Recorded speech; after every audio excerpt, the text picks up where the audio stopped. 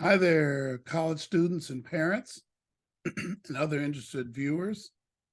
I thought I would take some time to talk about the importance of taking a constructive pause, or better known as a strategic pause, before starting your master's degree after your undergraduate degree. Some of you are already in college and you're thinking already about your master's, that you're going to just keep on going.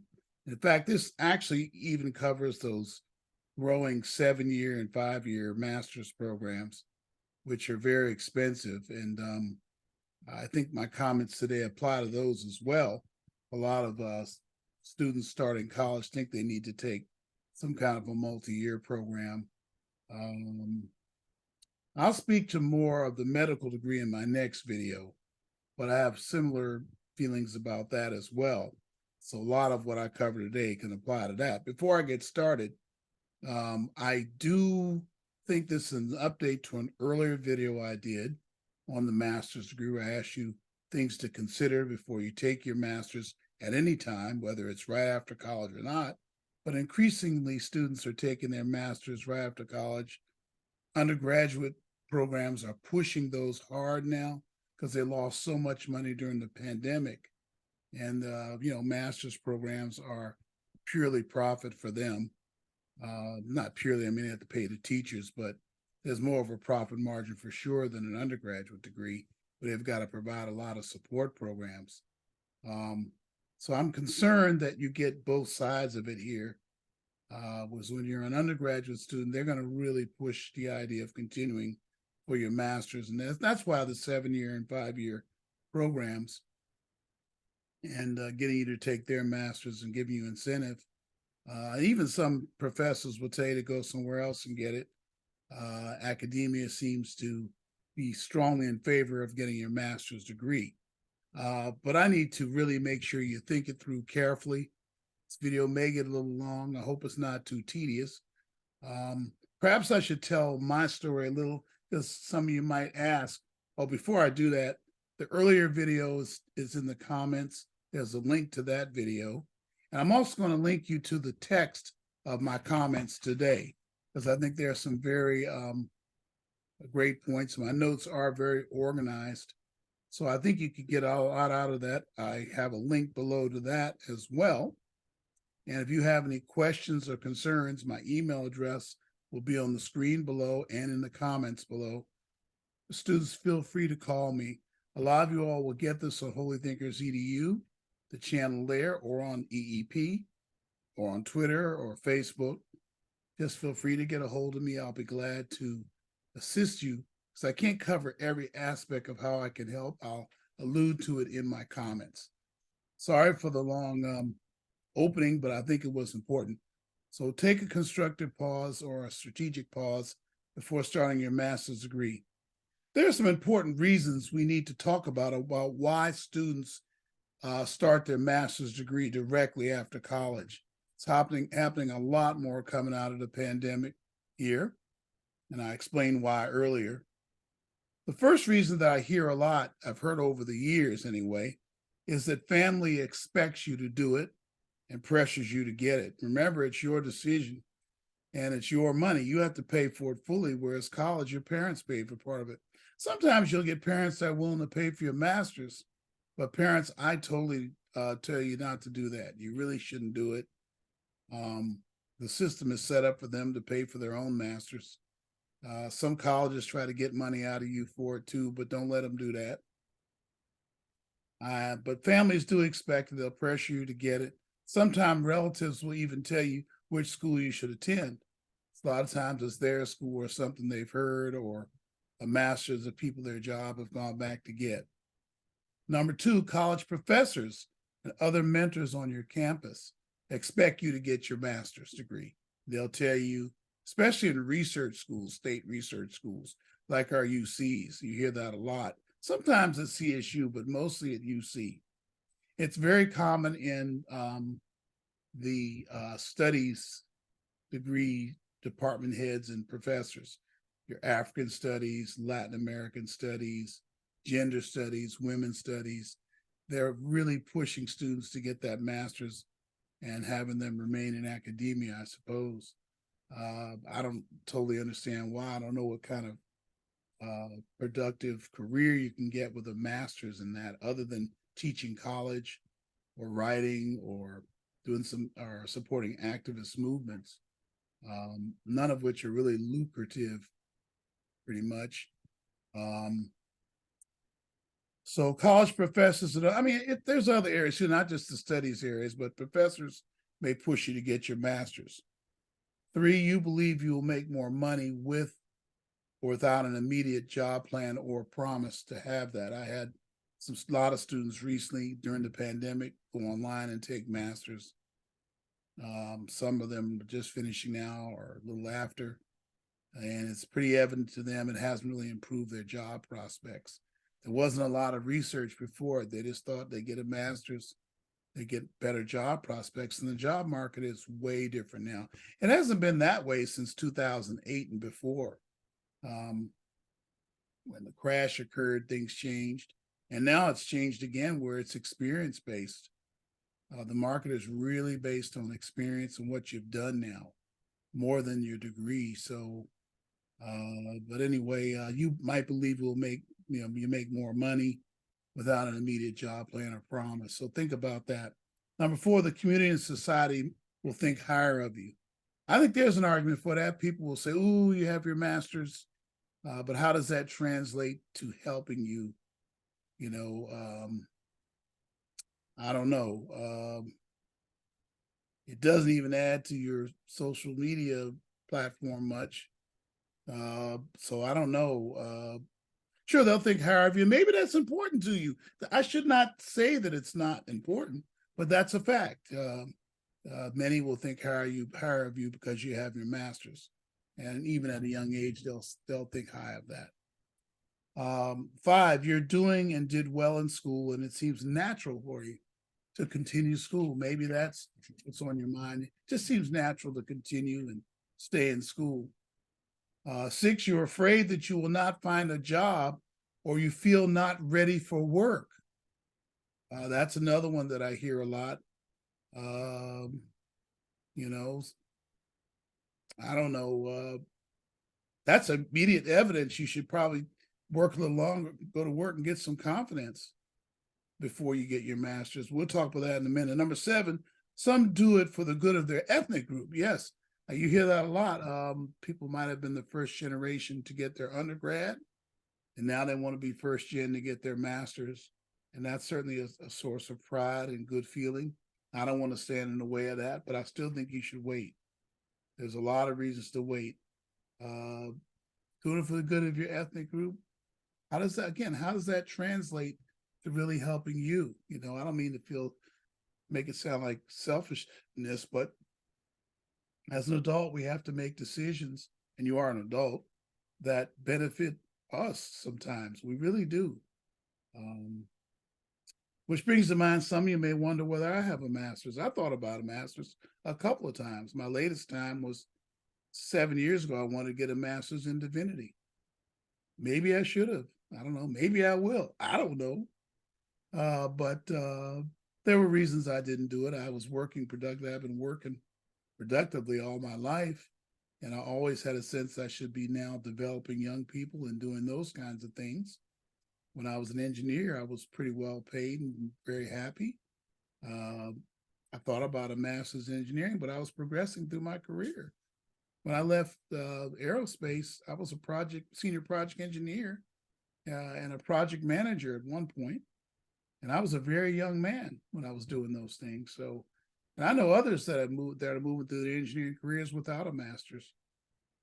So, that wasn't necessarily, I didn't think it was ever needed. I never got around to it. How about that?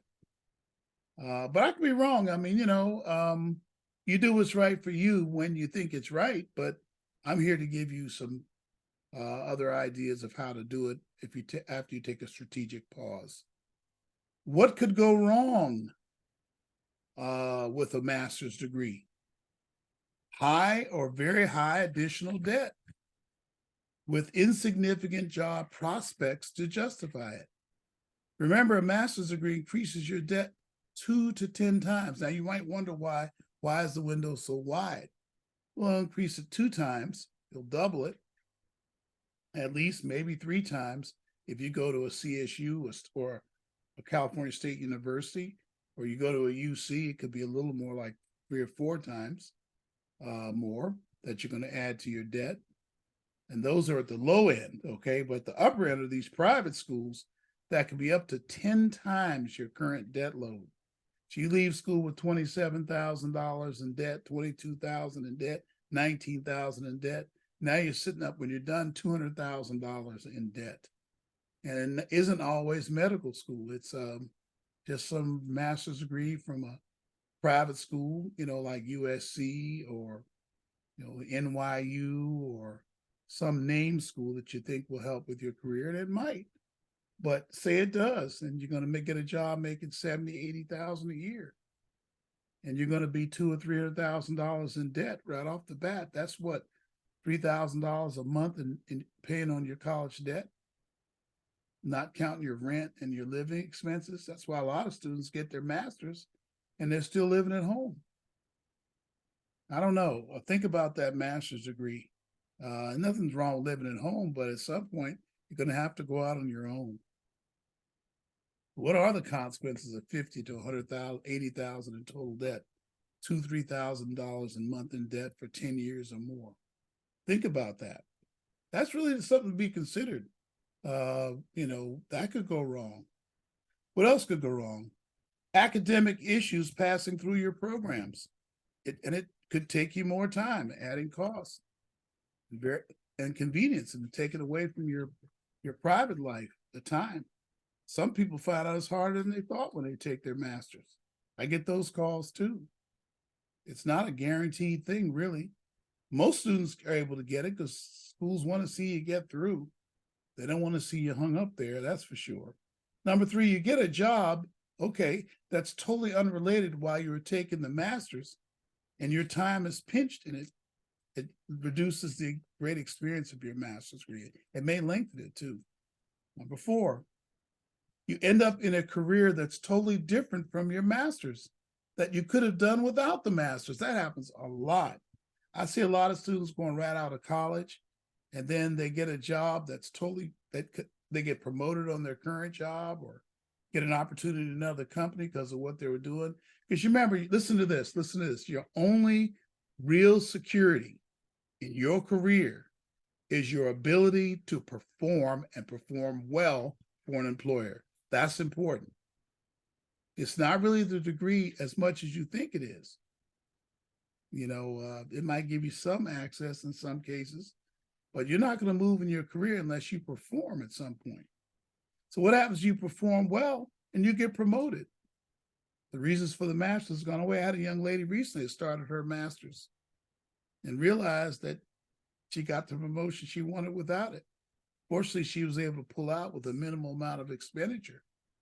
But I really think you got to think about that. You could end up, in a career totally different. You get a promotion, and now that master's is not even useful either. You can get it in one thing, and now you're going another direction, and you've already spent all that money. What does EEP think about getting a master's degree right out of college? That's really the question. And we say take a strategic pause. It could be 1, 2, I've seen 3 years. I have a young lady that waited 2, 3 years, and she's now in medical school, but she found a scholarship in that medical school. It's really very affordable. There's a lot of very affordable medical schools if you take that pause and can put things on your resume that they want to see. I really think that that's something to be thought about, a pause. I don't like the term gap year. Gap year seems like you're just sitting around on the beach or something, or college break. College was too hard, so you took off. That's not what it is. It really is not that. Those aren't the reasons you're taking the break. It's a strategic pause to allow you to reload, to reassess, to figure out where you are, to do some things that will help you to grow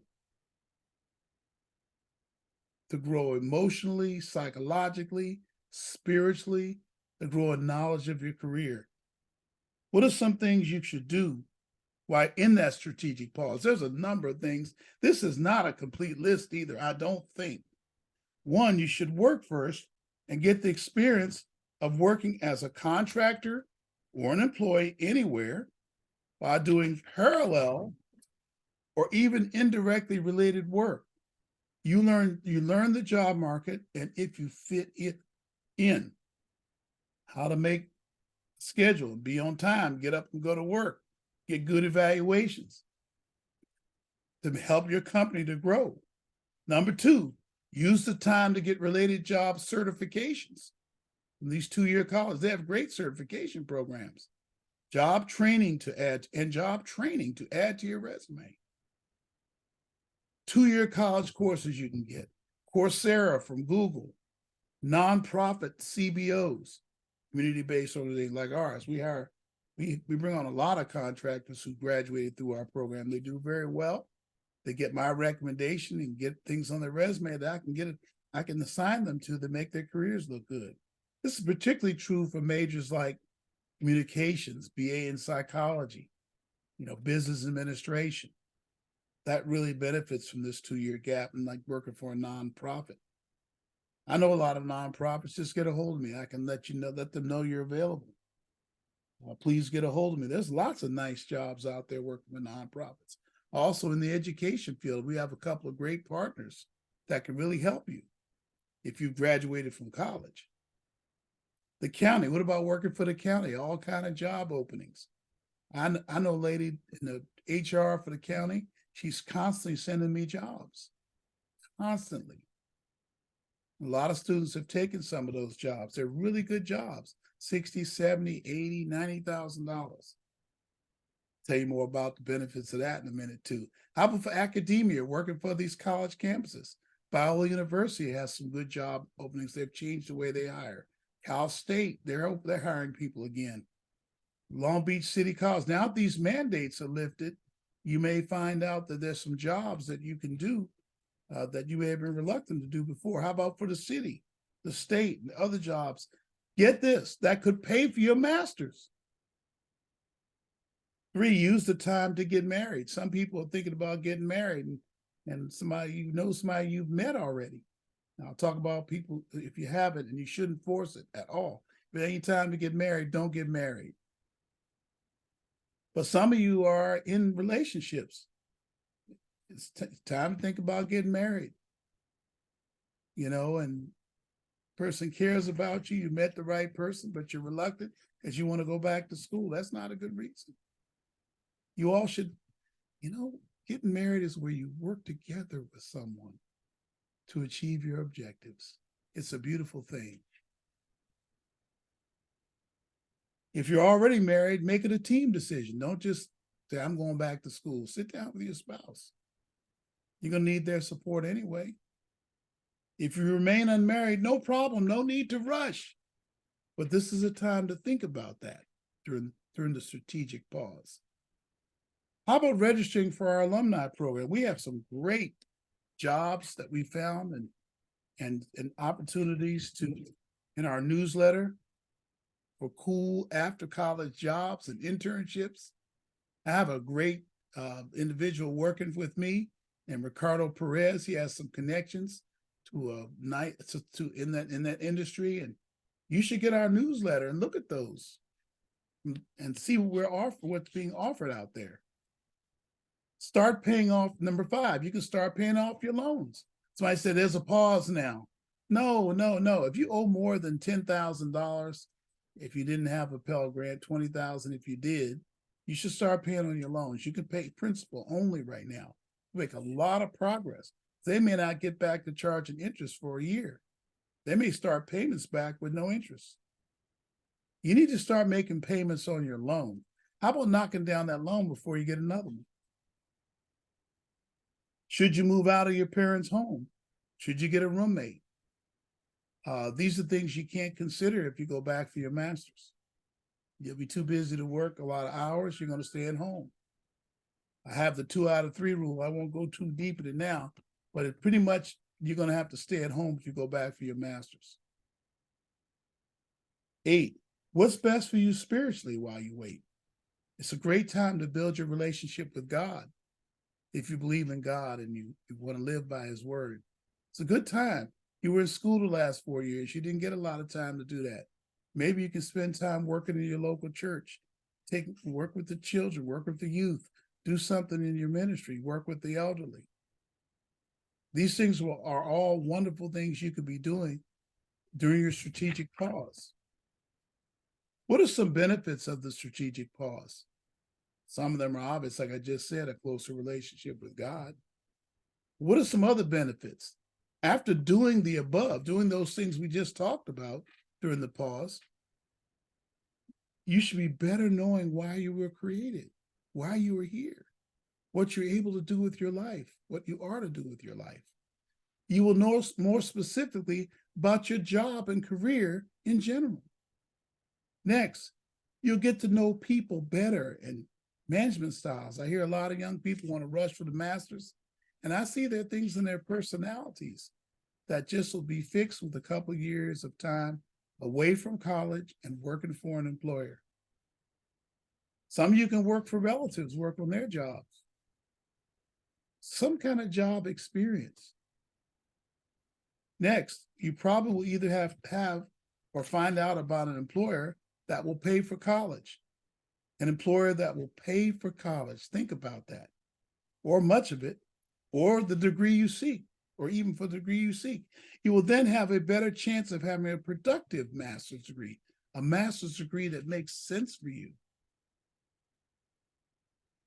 You may even discover a way less expensive and more acceptable way to get more training to complement your experience. There's one more thing I want to say to parents who are hearing this. Let's stop telling you that they can live at home if they go to college. I think it's important to start moving them out of the nest, get them to get a job. You could tell them you'll pay their deposit for their apartment.